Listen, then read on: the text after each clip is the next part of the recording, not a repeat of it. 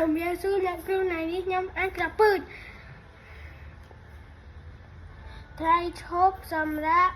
ឧត្តមនិងរក្សាទៅលេងផ្ទះជីដូននៅឯស្រុកស្រែជំរាបសួរលោកយាយឧត្តមនិងរក្សាសួរលោកយាយនេះអញ្ជើញទៅណាជីដូនឆ្លើយយាយទៅដាំផ្កាឧត្តមនិងរក្សានិយាយខ្ញុំទៅដាំផ្កាដែរលោកយាយបន្ទាប់ពីដាំផ្ការួចជីដូនបានបបួលចៅទៅអង្គុយលេងជីដូនរៀបរាប់ប្រាប់ទៅគឺការយាយនៅពីក្មេង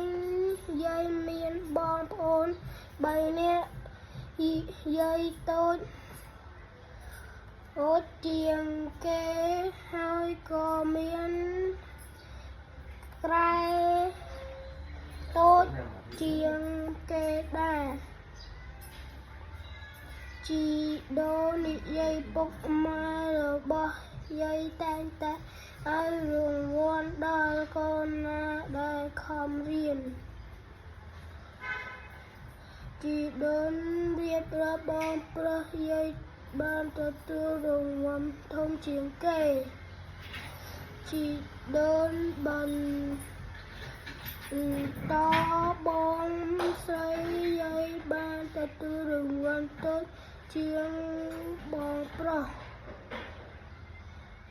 រីឯយាយបានទទួលរង្វាន់តូចណាស់ជាងគេបំផុតបន្តែយាយសប្បាយចិត្តណាស់ថ្ងៃមួយពុកម៉ែបានឲ្យក្រពូដល់បងរបស់យាយនិងយាយដើម្បីយកទៅដាំជីដូនបន្តបងប្រុសយាយបានទទួលគ្រាប់ពូជ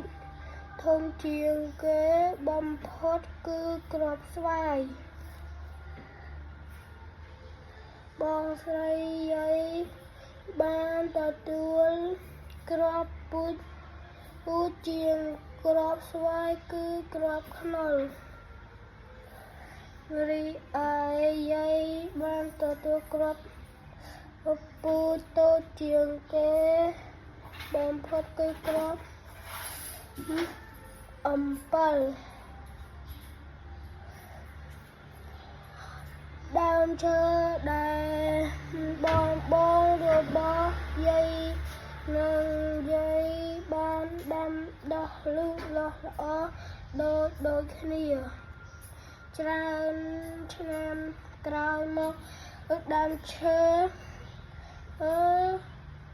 ទាំងនោះមានផ្លែច្រើនណាស់ហើយឆ្ងាយទៀតផងយើងបានយកផ្លែឈើមួយចំនួនទៅលក់ពួកនៅឯផ្សារឥឡូវនេះនៅសល់តែដើមឈើមួយដើមទេចៅសួរតើដើមឈើនេះនៅឯណាគឺដើមអំពិលនេះឯងជំរាបលាអ្នកគ្រូ